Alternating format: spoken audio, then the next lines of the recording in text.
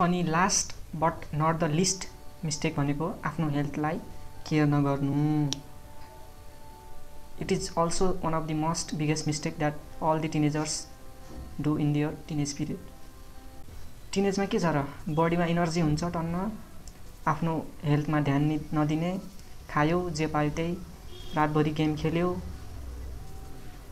यस्तै यस्तै टिनेजको मिस्टेकले गर्दा पछि हेल्थमा एकदम नकारात्मक असर पर्न जान्छ।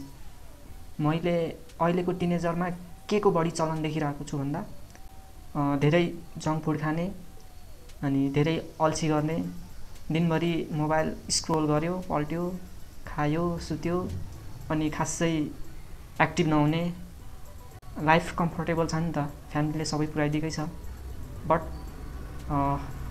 यसो गर्नु चाहिँ गलत हो हेल्थको लागि।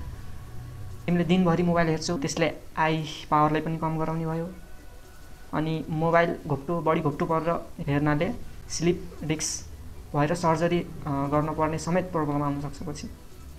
अनि त्यस्तै मेन्टल हेल्थमा negative impact, depression, anxiety, stress नि हुन्छ। अनि जङ्क फुड बढी खानेले मोटोपन, मुटु रोग, लाइफ टाइम ग्यास्ट्रिक अनि अरू विभिन्न खालको रोग नि लाग्न सक्छ। साथै लागु पदार्थ पनि सेवन गर्ने गर्छन् धेरैजसो टिनेजरहरूले। त्यसको नि नेगेटिभ इम्प्याक्ट छ हेल्थमा। क्यान्सर जस्ता डेन्जरस घातक बिमारी लाग्न सक्छ। स्टुडेन्टहरूले जथाभावी केही नबुझेर खाजा खाने अनि बिरामी पर्ने, आफ्नो हेल्थमा त असर पर्यो, पढाइ यताउति सबमा असर पर्न जान्छ यदि हेल्थमा असर पर्यो भने। मेरो एकजना भाइ थियो, उसलाई चाहिँ जङ्क फुड एकदम मनपर्ने के, लाइक ड्रग एडिक्ट के ऊ चाहिँ जङ्क फुडलाई लिएर। अनि दिनमा चाहिँ उसलाई एकपटक जङ्क फुड खानै पर्यो। पानीपुरी, चटपटे, चाउचाउ, चिप्स त खानै पर्यो एक दिनमा। अनि पछि उसलाई त्यही बढी भएर असर गरेर एपेन्डिक्स र ग्यास्ट्रिक भएर मर्या बाँच्यो। सर्जरी गर्नु पर्यो। एपेन्डिक्स त्यहीलाई, मोटोपन त्यहीलाई, मुटु रोग त्यहीलाई, के हो के। So this is the negative impact of avoiding our health. यसको समाधान हो, टिनेजमा तिमीले के बुझ्नुपर्छ त भन्दा हाम्रो लाइफको मोस्ट इम्पोर्टेन्ट 3 पिलर्स हुन्। 1 रिलेसनसिप, अर्को करियर अनि अर्को हेल्थ। यदि तिमी हेल्दी छैनौ भने अनि हेल्थमा धेरै समस्या छ भने तिमीले न करियरमा राम्रो पर्फर्म गर्न सक्छौ, न सम्बन्ध राम्रो बनाउन सक्छौ, न त खुसी नै हुन्छौ। सो मलाई सोध्छौ भने लाइफमा जहिले पनि फर्स्ट प्रायोरिटी भनेको हेल्थलाई नै दिनुपर्छ।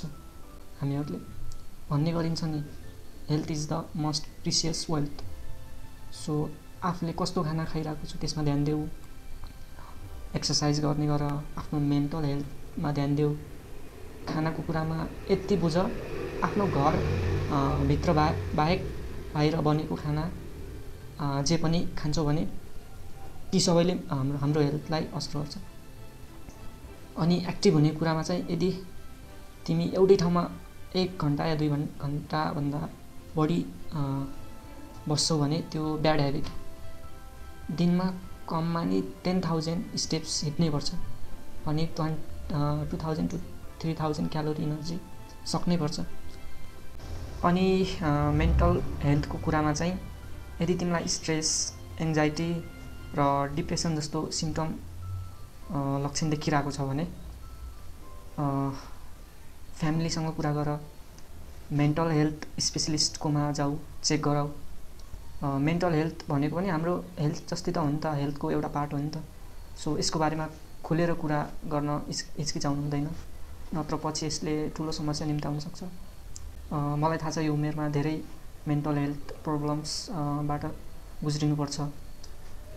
त्यो पढाइले गर्दा नि हुनसक्छ, गर्लफ्रेन्ड बोयफ्रेन्ड अथवा लभ परेको छ भने त्यसको तनावले नि हुनसक्छ, टक्सिक फ्यामिली टर्चर, फ्यामिलीसँग कुरा नमिलेर फ्यामिलीको कारण नै हुनसक्छ। सो हेल्थलाई फर्स्ट प्रायोरिटीमा राख जहिले नि यो उमेरमा। त्यस्तो काम नगर जसले तिम्रो हेल्थमा नेगेटिभ इम्प्याक्ट पार्छ। सो आजलाई यति नै।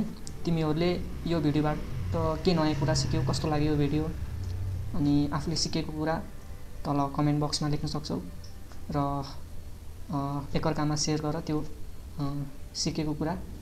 अनि तिमीहरूले अहिले के प्रब्लम फेस गरिरहेको छौ त्यसको बारेमा तल कमेन्ट बक्समा लेख र जुन कमेन्टमा धेरै लाइक आउँछ त्यो टपिकमा म भिडियो बनाउन ट्राई गर्नेछु। र यदि तिमीलाई कुनै डिजिटल स्किल सिक्न मन लागेको छ भने कसरी सिक्ने कहाँबाट सिक्ने भन्ने थाहा छैन भने मेरो यो माथिको भिडियो चेक गर्न सक्छौ जहाँ मैले 5 वटा फ्री ई लर्निङ प्लेटफर्मलाई लिएर फुल ट्युटोरियल भिडियो बनाएको छु। त्यसलाई हेर र नयाँ कुनै स्किल सिक्न स्टार्ट गर। सो फाइनल्ली म के भन्न चाहन्छु त भन्दा टिनेजको टाइमलाई यत्तिकै ख्याल ठट्टामा नलेऊ। यो तिम्रो लाइफको एकदम इम्पोर्टेन्ट फेज हो। यो समय तिमी आफ्नो बेस्ट भर्जन बन्न ट्राई गर्नुपर्छ। So this much for today. Finally I want to say keep growing, keep enjoying, keep learning, and stay tuned for my next masterpiece. Till then,